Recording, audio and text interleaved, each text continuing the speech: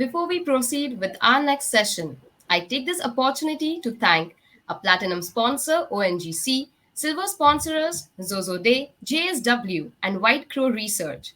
Associate sponsors ICICI Bank, Indian Oil, NTPC, Mahindra, Work at Work India, and Balmer Lorry. Knowledge partner Mercer, and communication and design partner Fulki.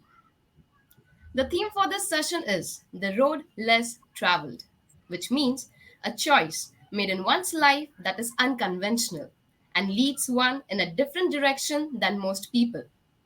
It's my pleasure to welcome our moderator, Savitha Shivshankar, CHRO Asian Paints, who brings in 23 plus years of professional experience working across various HR roles and functionalities. She's presently leading the people function of over 12,000 plus strong workforce in Asian Paints globally. We also have with us Mr. Santrup Misra, CHRO Aditya Birla Group. Sir holds 30 plus years of successful journey in the industry and is celebrating his silver jubilee with ABG. He's presently positioned as Group Director, Carbon Black, Director Chemicals, and Director Group Human Resources. It is indeed my honor to welcome these two eminent leaders. Over to you, the stage is all yours. Thank you. Thanks, Isha. Good morning, Santrup, and thank you. Warm welcome to this fireside chat. I'm hoping that there will be some fire and more chats in this fireside chat today. I really look forward. It's an honor really to be on the same table with a super senior from the college. We've looked up to you for a greater part of our lives, and I'm really thrilled that we can have this chat today. How are you, Santrup? I hope all is well with you and the family. Good morning, Savita. Thank you, Isha. Thanks so much. Yes, we all are well. The worst is behind us. We all got down with COVID in London in early January, all four of us together. So that was a great thing. We could do party together without being quarantined individually, sequentially. So great. I'm glad to hear that all of you are in good health. It's amazing how the world has changed, and this becomes our first question. I know. Just a quick one, like Isha said earlier, the session is called The Road Less Traveled. But I think what might be more appropriate with someone of your stature, Santrup, is roads less traveled, because there are multiple roads that you've taken along the way. And the top thing that was coming to mind really for me was around when you sit today in 2022 with all the changes, the disruptions, everything that you've seen through your career and your personal life. What are some of your key reflections, both on, say, the professional side, maybe top two or three on the professional side, and top two or three on the personal side? Just look back. What are some of those top reflections that just occur to you, Santru? Well, I think let me start with the personal reflection. I think the first one is that we often, too often, we perhaps postpone our happiness and joy, waiting for a few things to come together. If this happens, then that'll happen. If that happens, then that'll happen. I think one of the personal reflections is that the moment to be happy, the moment to be joyful is now, right now, rather than wait for something to happen. That's one personal reflection. Second is that there are hundreds of opportunities where we could extend mindfulness, care, support to others. In some ways we can touch. To give an example, this morning I called a friend of mine, Mohan Thitte, was a professor in Australia. He and Prince Augustine, that many of you may know, Prince Augustine from Mahindra, they once upon a time worked in ACC together. And since Prince Augustine is going through some health challenges, and I was wondering if Mohan knows about it. And before I came today to office, I made a call to him in Australia and Brisbane to tell him, hey, you may not know, but your good friend is having this problem. You may want to kind of think of it. Now, we often don't pause in our busy lives to kind of extend that care, that mindfulness. That's the second reflection, perhaps, that I have got in the last couple of years. And the third is that no matter the kind of situation that one finds in, I think one has to just maintain a brave heart, because that's the only way perhaps you could get through many things. And I think mastering that sense of confidence from within is going to be very, very important for all of us. So on personal side, those are 2, 3 reflections. On professional side, I think one of the biggest reflection is that there is so much happening around us, and there is so much of new knowledge, new insights, new thoughts, new ideas that are coming up. To be all the time aware how little we know and how much more there is to learn, and how to keep the mind focused to soak up learning all around you. Um, Yesterday, I was addressing a bunch of new joinees in the group, and I told them that I am as much a new joinee after 26 years as you are, because even today, every day, I discover something new about one of our businesses which I did not know, because there is so much to know.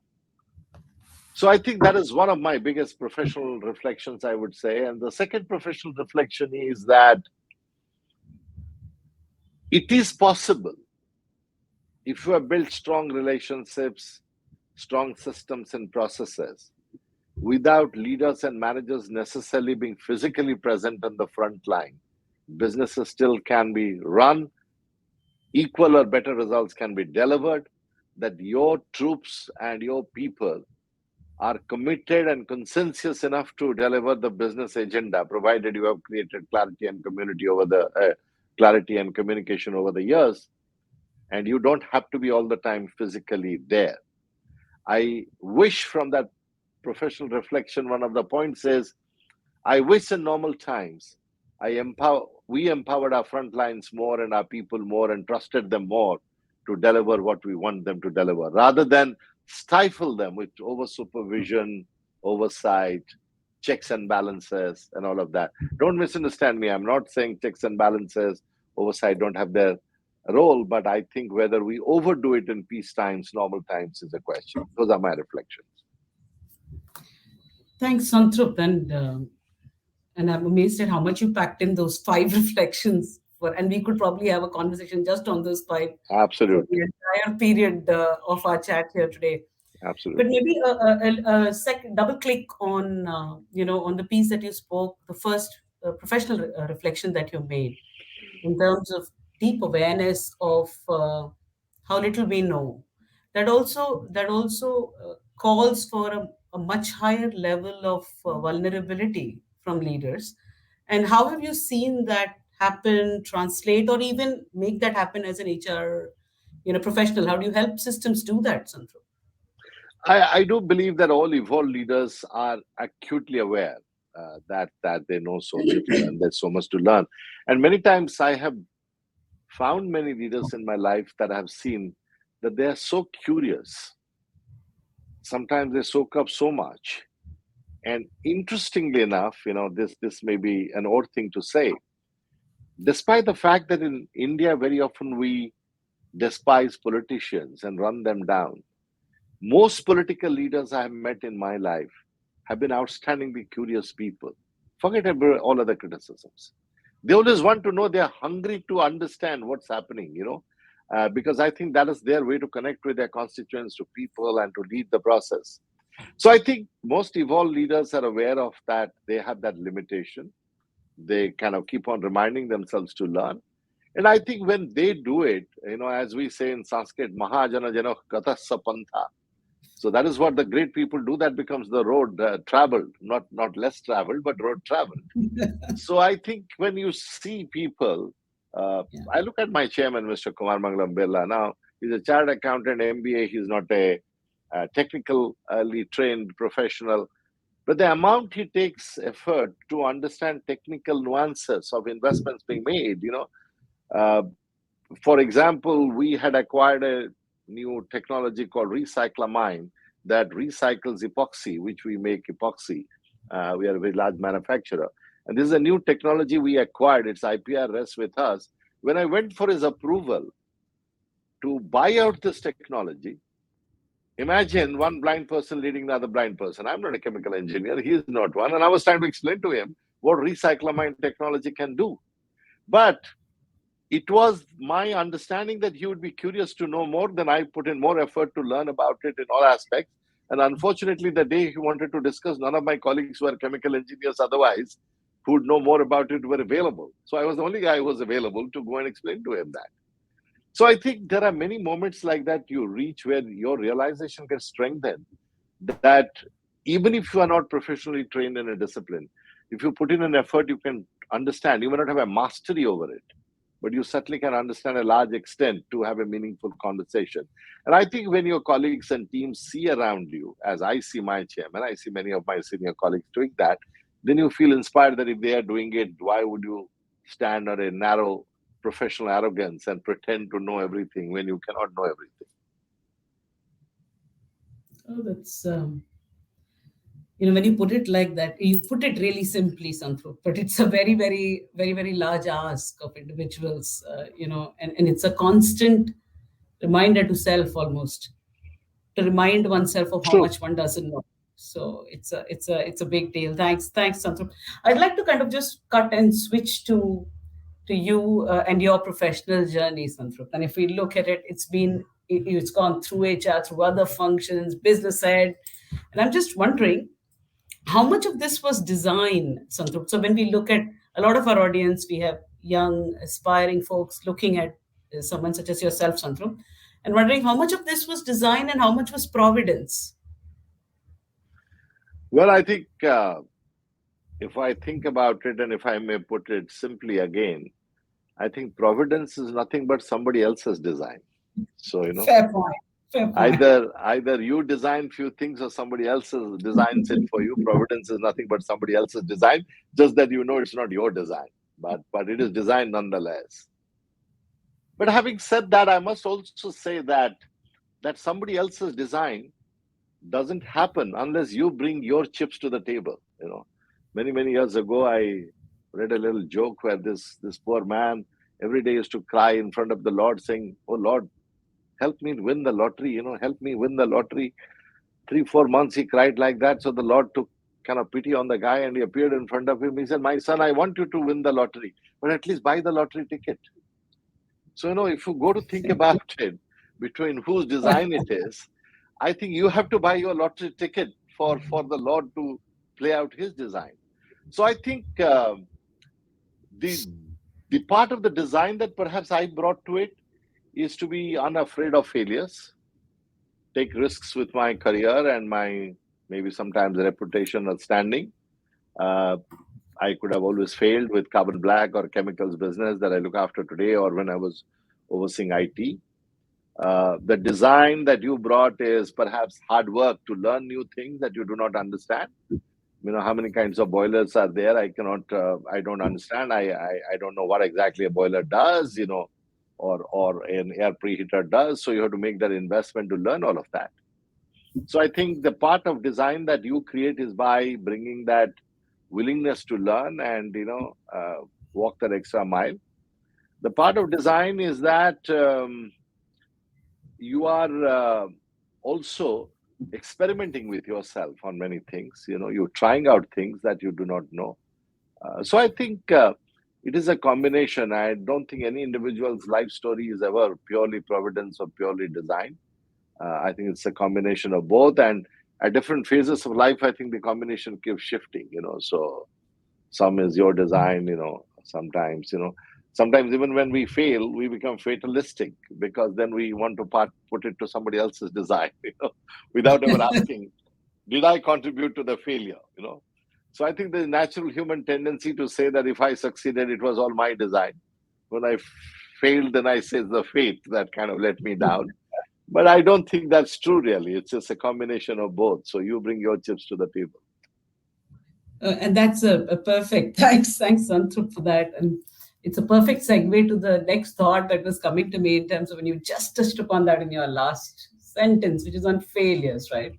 And you started with saying that one of the things that's important to do is be unafraid of them. But I'm just wondering, have there been regrets, mistakes, failures that you've made that you would not repeat now if you were to look back? There have been failures, there have been mistakes, but no regrets. Because, if you start having regret about every failure you have, then your life will be full of regrets only. So, and then, you will be afraid of making failures because you'll be full of regrets. So I don't think there are any regrets. Sometimes you tell yourself, oh, wish I could turn the clock back to do something very different. But sometimes, time has gone, it's not in your control. So there's been fair share, this being a public forum, I don't know how much I should share because those failures are connected with also, company performance and not just my personal failure. But having said that, for example, at a broad level, let me give an example. For example, could you have invested into a market earlier than you did? Is a failure. So, for example, if I look at carbon black, world's 40% of carbon black is manufactured in China, whereas I have world market share of 12%. In China, I had less than 1% market share. And I put up a factory next 5 years ago, about 140,000 tons. But it has from time to time bothered me to ask whether I should have made the investment somewhat earlier, or my predecessors should have made that investment somewhat earlier into that market, given the size of the market. So there are, acts of commission, acts of omission, both can be failures. Your failure to do something is a failure.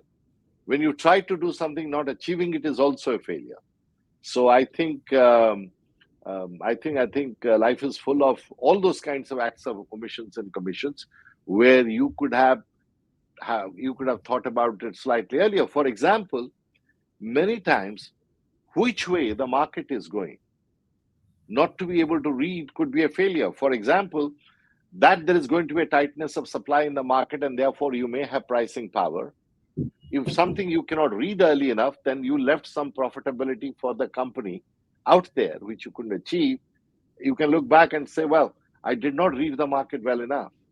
To give an example, today, Ukraine event happened, but about 2.5 months ago, actually, I chatted with my CFO this morning, because I told him 2.5 months ago, let's start planning at different oil price scenarios, how would our working capital look like and cash flows look like?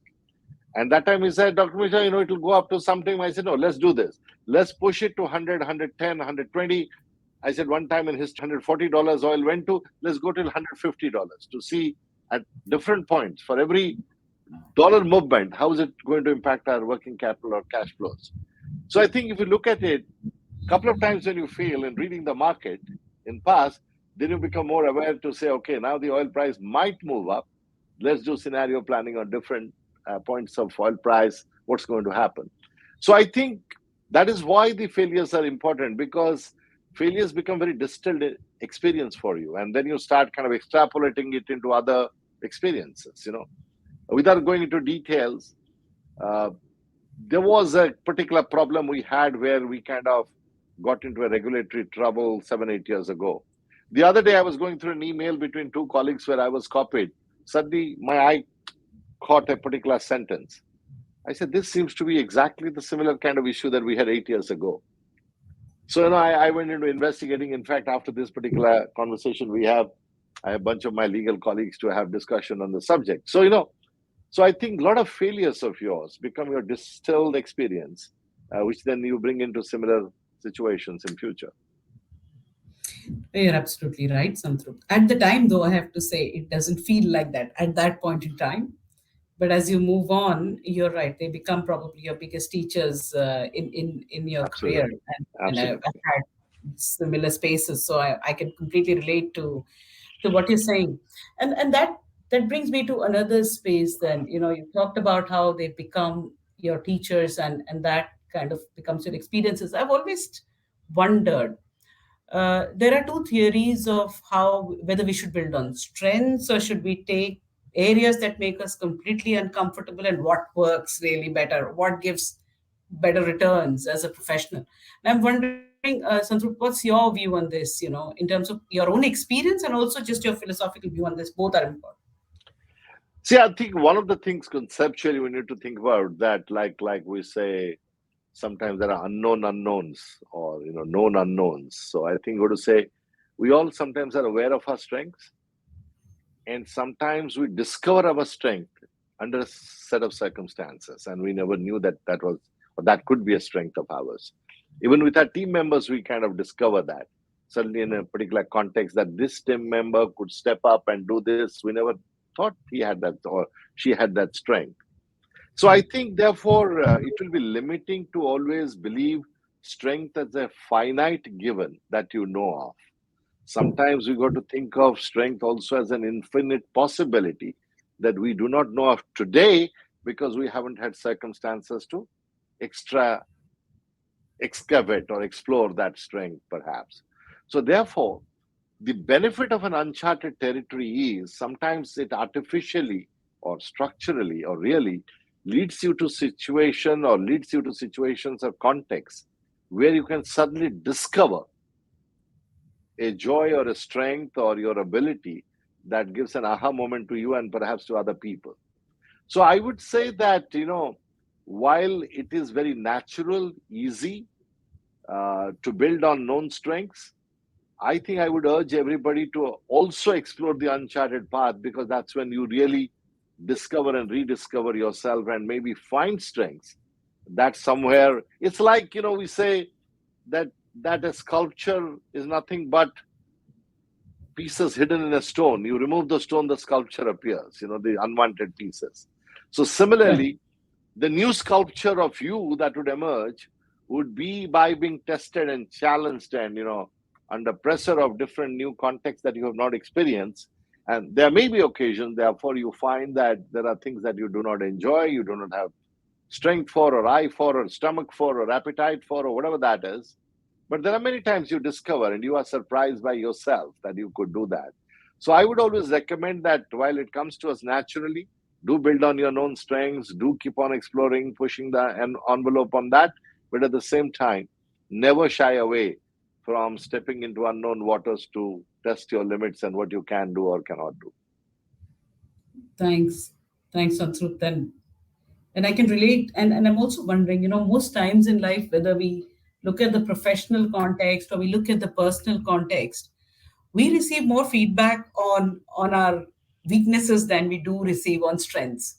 True. So one is that even the mirrors that we have, and I was listening to some of the stuff you were talking in some other forums. The sociological construct is such that it talks about, okay, here are the gaps, and therefore I think the point you're bringing up about saying that being deeply aware of what your strengths could be is a big element here, and thanks for that, Santrup. If I may eh, just comment on that for a moment, I believe that yes, most of us have a preconceived notion yeah, that feedback is about plugging the gaps in the individual. exactly. And also, it has an authoritative social construct where it is believed that if you are a manager, you are well positioned and you are expected to point out No, my weak areas. It's a social power construct that we have created. But if we could somehow alter that, I think we could explore more about an individual. You are absolutely right.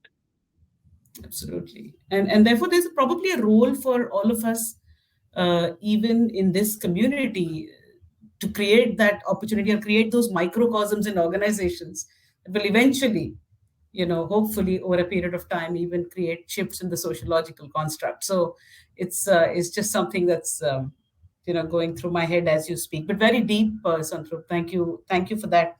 I wanted to go into a little bit of a fun session now, and I was wondering whether Fun. Well, you'd be open, I read whether an you. article.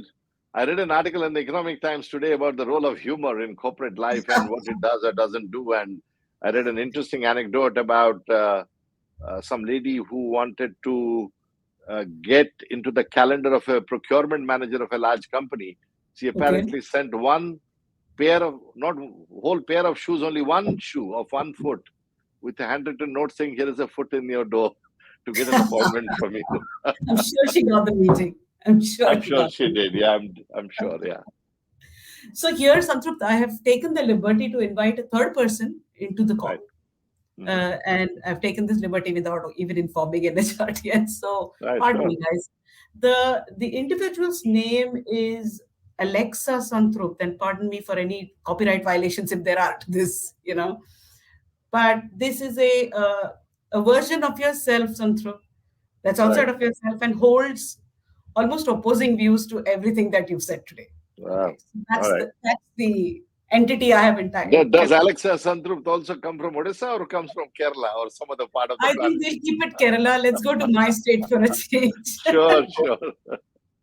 So what we'll do, Santrupt, is that right now you're yourself, and I'd request you to talk about maybe two or three or more, whichever way you want to do this, Santrup, of your most deeply held philosophies, which you believe are true and real. It could be the professional context or the personal context, but I'd like you to just state them up front, because then I'll ask the other individual on what he thinks.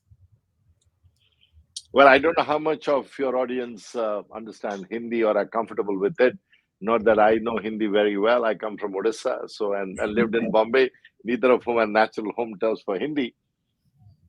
But I read something beautiful that has stuck in my mind and that formed part of my belief is to say, Izzat mohabbat, तारीफ और दुआ. इज्जत मोहब्बत तारीफ और दुआ मांगी नहीं जाती है, कमाई जाती है. Subhanallah. So might as well. So izzat is kind of prestige or respect. Mohabbat is love. Izzat mohabbat tareef, which is recognition, and dua, which is blessings. Mangi nahi jati hai, you don't ask for it, you earn it. So that's been one of my beliefs, if you can call it. Okay. So you want me to state the other beliefs as well in one go? Yeah, maybe we will do that, and then maybe I get the. All right. My second belief would be that you shouldn't bother too much about what people think about you. Excellent. You must think what you think of yourself. Okay. So that's kind of my second belief. My third belief. Sorry? Yeah. No, go ahead. Third belief, I would say, it is better to have tried and failed than not to have tried at all. Okay. Well, I can see a lot of fun landmines that are coming up here. All right. Maybe we start with these three, and we can get the Alexa Santrup in the room, and now you have miraculously transformed Santrup. If it was a live session, I'd probably ask you to change or something. But now that you're this other person, let's go to your second one first, which is that you should not bother much about what people think of you. What's important is what you think of yourself. And you have Alexa Santrup, who has a very clear opposing view. Right. Could Alexa now please convince Santrup? Alexa Santrup convinced Dr. Mishra on counter. Well, I'm tempted to kind of use a different tone to speak like Alexa. Oh, please do. That'll be fun.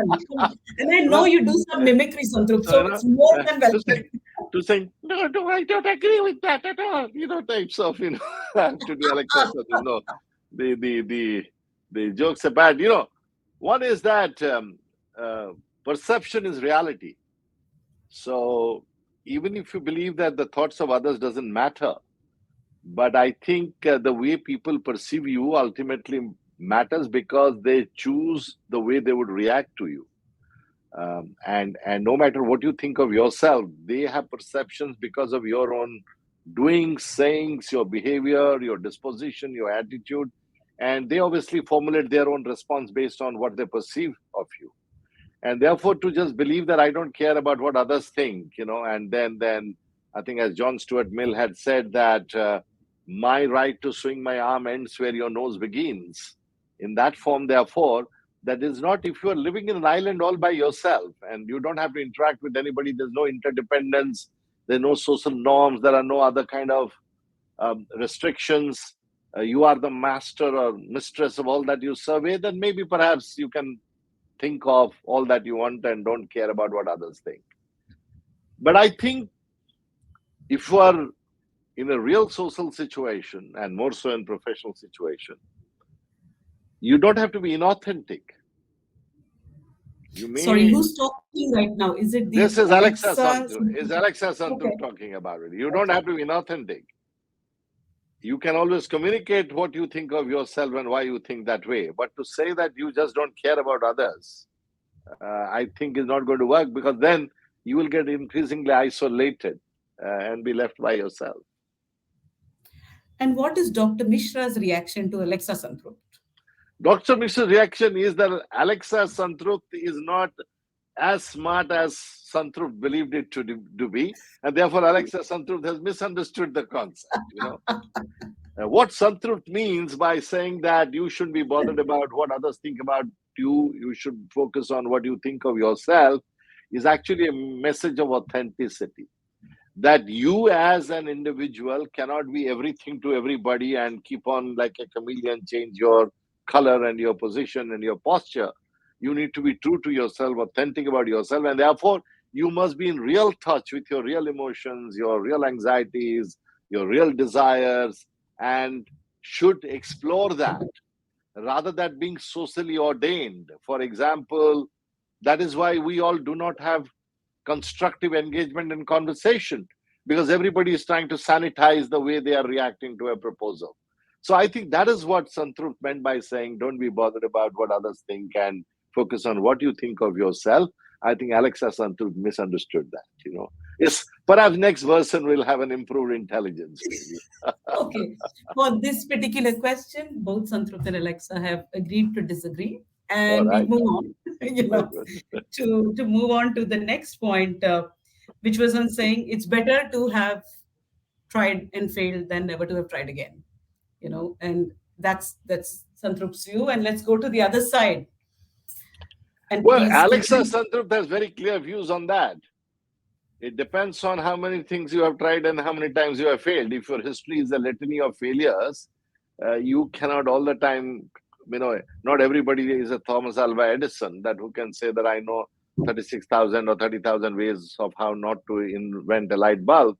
So therefore, and you need to have a sense of purpose in what you are trying, because every trial involves human resource, which is your own energy and power, and some financial resource, and maybe sometimes other people's peace of mind, etc., etc. To give an example, if at age of 45, when I have family responsibilities, suddenly I want to go and try my hands at entrepreneurship without being relatively clear that is that going to work, etc., etc. Do I have a temperament just because I want to try and fail? But I have responsibility for others. I have a family, my parents are retiring or whatever, depending on family circumstances. So I think whether it is better to have tried and failed than not to have tried at all would depend on your individual circumstances. And you got to keep that in mind, and what kind of trial it is, how much of resources you are using for it, whose resources are there. There are a lot of questions that are unknown there. It's easy to make a affirmative statement to say it's better to have tried and failed than not tried at all.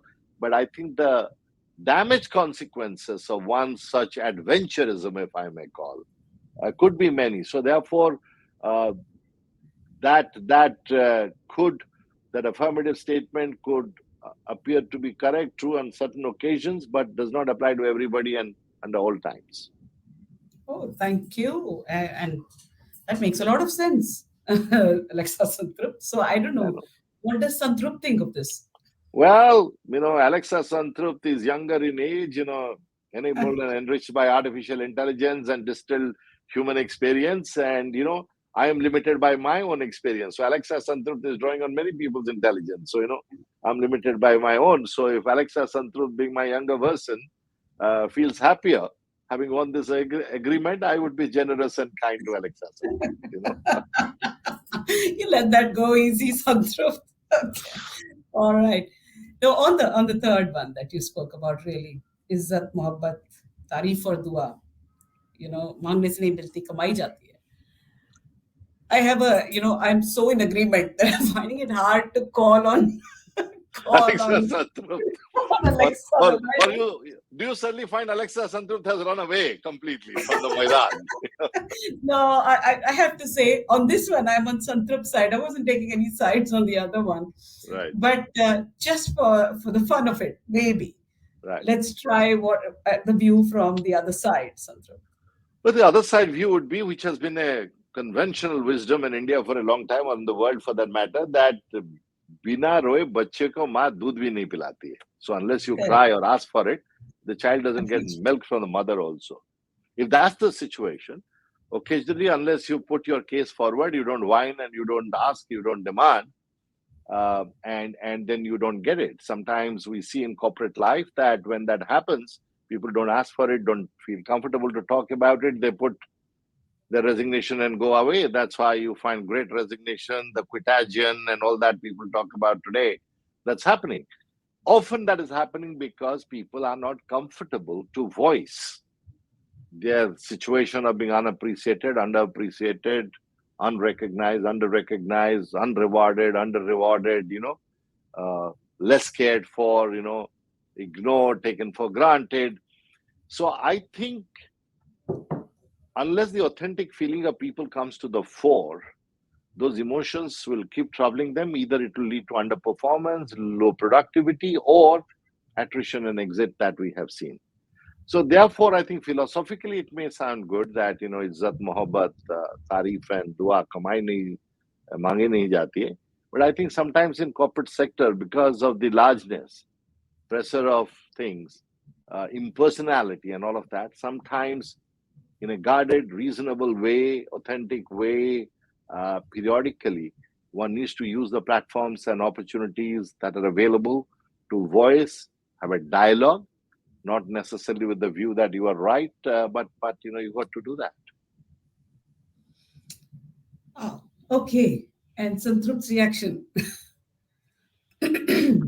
Well, Santrup's reaction is that the Izzat, Mohabbat, Tareef, and Dua are such sublime things that you really, really kind of get it after quite a bit of, putting in. And don't ever have the notion that Izzat, Mohabbat, Dua, and Tareef, every time you just demand like an instant coffee machine, it will just be delivered to you.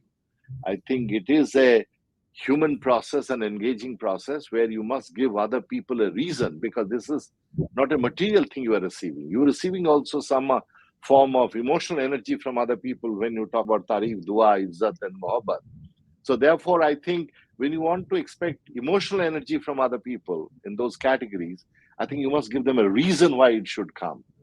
But to kind of demand or ask for it to be delivered on an instantaneous basis, I don't think it happens like that. Thanks, Santrup. And that brings us to the end of that micro session. And I also like to say thank you to Alexa Santrup, because he's got another gig to go to. So he's leaving us right now. And all right, bye, Alexa Santrup. Hope to see you some other time. Yeah, just tell me how much you get paid for this gig so that I can also drop my invoice. So, but I think just for the audiences, Santrup, what we were trying to do here is really acknowledge the fact that with every belief, with every reality, also there are paradoxes. Of course. But I must compliment you. Very well done with that. Asking for a Alexa Santrup. You have never thought about my duplicate. You have given me an idea now. Yeah. So the idea was just for all of us to be able to see that true leaders are able to acknowledge paradoxes and also take two very strong points of view on opposing sides. Sure. Because if you could do that with yourself, then the possibility of us being open to an alternate view, to alternate learning is just, it will take. It's a fantastic point you make, because one of the major challenges before decision makers today, including perhaps it would be in face of President Biden or Prime Minister Modi today, is to say, how do you harmonize multiple interests? Right. How do you kind of find the best ground, a win-win situation or optimal solution? I think it is a decision maker's nightmare, right, if I may call it, to be able to harmonize contradictory positions which are equally strong and can be equally intellectually and effectively argued. And I think that is where your evolved cognitive abilities, your life experiences come together to help you to marry those kind of contradictions and fuse them into a very productive and effective decision. Yeah, that's true. And that was the next point really for the audience also. Just to say that answers are not either on one end or the other. Something. Right. Oftentimes answers are in the middle. Right. And they serve the context that you want to be in. So thank you very much for being a sport with me on this one. I'm not going to ask you to do a round of mimicry for us, Santrup. That's for another time. Thank you so much. But maybe what we have about 5 minutes more before we'd like to go into questions. But I have a couple things there that I was hoping we could extract from your knowledge base before we go on to the questions. So the Certainly. first one was around one of the theme that you've been talking through this entire session today, Santrupta, is about being deeply aware of what's happening in the environment, being aware of what's around us and being able to bring that to the workplace, and being using those insights to drive proactiveness, to drive, preemptive business moves. And it's equally relevant for our function. So wondering, and your associations with a lot of external organizations have probably also added to this piece. So specifically, since we are in an HRDN session, just wondering, how has your association over so many years in such capacities with an HRDN really added value to you? And this is also something that will help all of our participants today, so they could see what they could build. No, so let me come to your question a little later. Let me just say something too, because you refer to a lot of young people in the audience or connected today. I hope they perhaps realize what an incredible time in India's life that they are coming into the professional community. Many of them may not have realized that for the first time in 2018 in India, our working age population outstripped the number of dependent age population defined as 65. And this phenomenon happened for Japan in 1964. This phenomenon of working age population outstripping dependent age population in South Korea happened in 1987. And for China, it happened in 1994. And in each of those phases, after this event happening in those countries' life, economic prosperity, GDP growth, per capita income growth was phenomenal. And if I look at 2018 phenomenon of India, that the working age population exceeding the dependent age population happening in 2018 and the demographic trends, this is likely to continue till mid 2050, which means next 4 decades or 3 decades are likely to be India's time. Our opportunity to eradicate poverty, grow up on Human Development Index, sustainability, and everything. So, all the audience who are there today and are listening to our conversation must believe in their power to be able to transform this society, not just India, world at large, given particularly what India is poised at, and not let this opportunity slide because we didn't put in our bit that we talked about by design and not wait for providence to make it happen or demographics just automatically to make it happen. But coming back to your question, perhaps one of the biggest blessings, gifts of my life has been my association with NHRDN, both as an ordinary member, executive member of the board, and subsequently the honor to be president for 3 years, done many reforms, change. The fundamental thing you learn there is how to run an institution without much institutional support, because that time infrastructure was not so high. How do you carry colleagues who are as experienced, more experienced, capable, more capable than you through a process of influence? How do you harness people's energy, personal commitment to a profession and to an institution to make great things happen? Lot of that leadership lesson of insights and experiments, what works, doesn't work, I learned by being associated with NHRDN, by holding various positions within that, not just NHRDN, many other platforms as well, but predominantly NHRDN, because at a very, very early age, perhaps I was president of National HRDN Network. I think if I recall, I was 35, all of 35 years perhaps when I was president of the network.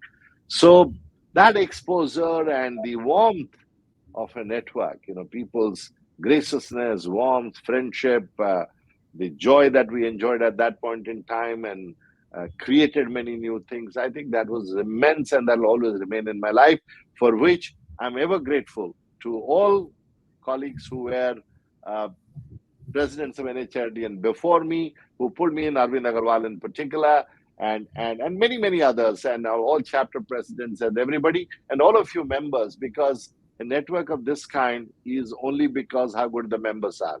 So I will ever remain grateful to NHIDN for what it contributed to me. Thank you. Thanks very much, Santrup. And I think that's probably our cue for questions. But there's just one more question that I just cannot let you go Sure. without. And that's one around saying, can we see a side?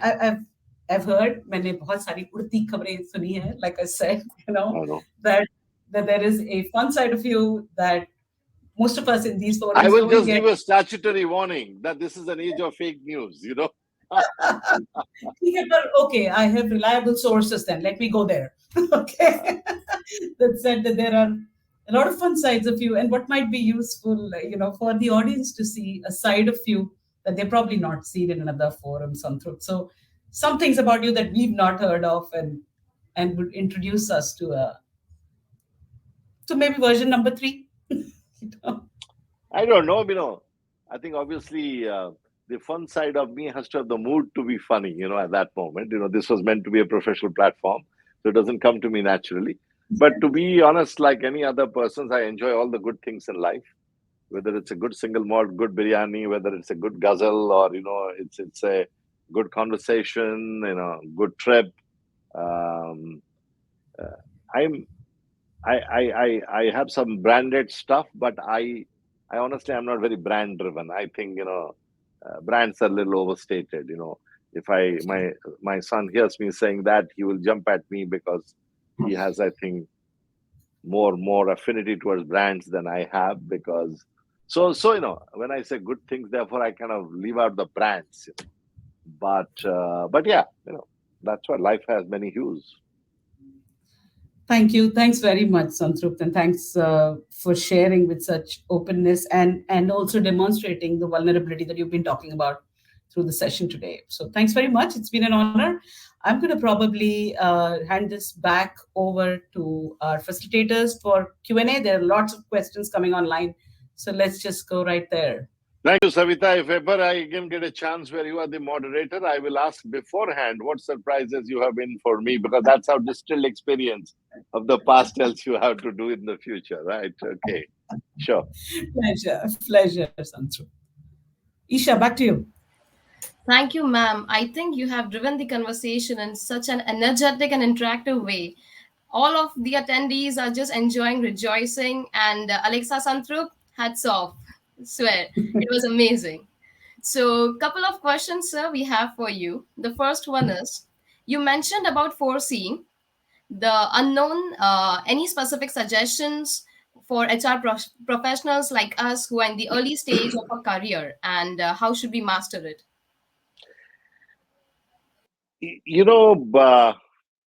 It's like batting in cricket or bowling in cricket, that you learn to pitch the ball at the same point by practice. And so is batting. How do you play an outswinger or any other ball that's being thrown at you? I think foreseeing is something that you got to incrementally start doing it. Like every little thing that you are doing, you little fine tune your notion of anticipation or premonition or forecasting to say what could happen. Test it out. Let's say, for example, you're standing at a bus stop, assuming you guys still travel by bus, but a lot of young people now have personal transport. Let's say you're standing at a bus stop. You could look at the rate of traffic flow and imagine, is my bus going to come on time or delayed? Now, so you kind of create forecasts using data, sensing data around you. I think you can do that. But other more important point I want to make is, this disruption is for real today. And a lot of the time we are in denial of disruption. I think one of the ways your ability to foresee and forecast will grow if you tell yourself, like as we all study in HR, like drug addiction, alcoholism, addiction to pornography, the first thing to deal with it starts with by accepting that it is a problem. So I think by accepting that disruption can happen, even to the biggest, the best, the largest, the most sophisticated, the most successful, by accepting that, we are preparing ourselves to foresee and forecast. The moment you accept that there can be a disruption, then you start asking, okay, what could be a source of disruption? How will the disruption look like? how fast the disruption will come. Now, all of these are elements of forecasting. So, forecasting is not just about numbers, that inflation rate or unemployment rate. Forecasting, foreseeing is about forces that are likely to shape our life, our corporations, our jobs, our roles, and they are often qualitative. And so, therefore, expecting disruption and reflecting about disruption and what brings about it would be a good starting point for you to build your ability to forecast and foresee. Thank you. Thank you so much, sir. I think that was indeed a very good learning for our generation. So we have one more question from Vijayan sir, and he wants to ask you what are the specific challenges managing a business and also being the senior most HR person in ABG? Please tell Vijayan sir of yours that he asking a question amounts to insider information trading because he knows me for a long time. He's been my senior. I have a deep respect for him. But having said that, I got to answer the question since he has asked. I think the challenge is always how do you allocate your time and mind share between HR and business? That is one challenge. Second challenge is when you wear the group HR head hat vis-a-vis the businesses you lead, are you being consistent in your approach to issues? Because then the rest of the organization is watching you, that what you said to us about HR, certain policies, initiatives, implementation, rigor, are you being equally true to that in your own businesses or not? That's under your watch. That's the second one. Third one, as a CHRO, you are often able to give a lot of, for lack of a better word, let's say, pontification and thought process to businesses in general. But when you yourself are a leader of a business, the other businesses say, okay, all that you're telling us to do wonderfully, have you done in your own business? Because you have ability to do both. So there are all kinds of challenges in kind of harmonizing two different kinds of roles. HR generally has a tendency to have a little more medium to longer term orientation. Everything in business is this month, this quarter, this week. There's a fire happening somewhere that you got to deal with. So you are constantly switching between the time frames and horizons in which you operate, and that can cause a bit of a personal distress or stress for you by constantly moving between items that are operating at various time horizons. And lastly, most importantly, to be honest, as a line manager, as a business leader, you are truly, really dealing through people. But in HR, you are often dealing through interventions and initiatives and programs and all of that. You are not really dealing through people, you know. So therefore, again, you need to be very agile in learning to use multiple different tools and instruments to deliver, be it in HR or be it in business. So those are the kind of challenges, Vijayan. I'm tempted whether to I should call you by your abbreviated nickname that we all fondly call you, or just say Professor Vijayan.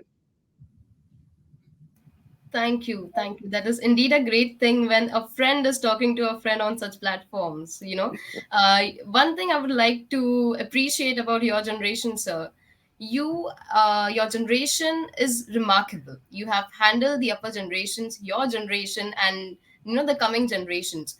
So that is, I think, the biggest learning, that the energy what we get from you guys is something which is going to be a key learning aspect for each and every one of us in today's time, because I think we want everything fast. Jaldi naukri chahiye, jaldi stipend chahiye, jaldi hike chahiye. But in this jaldi process, we at times forget that the patience is something which can drive us further. Thank you. And one last question, sir, for you.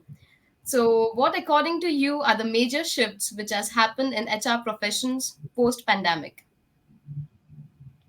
Post pandemic, I think the major shift that has happened is perhaps people reflecting about their life, career, and their choices and priorities. I think that's a big shift because that fundamental shift is going to drive everything that we do in HR.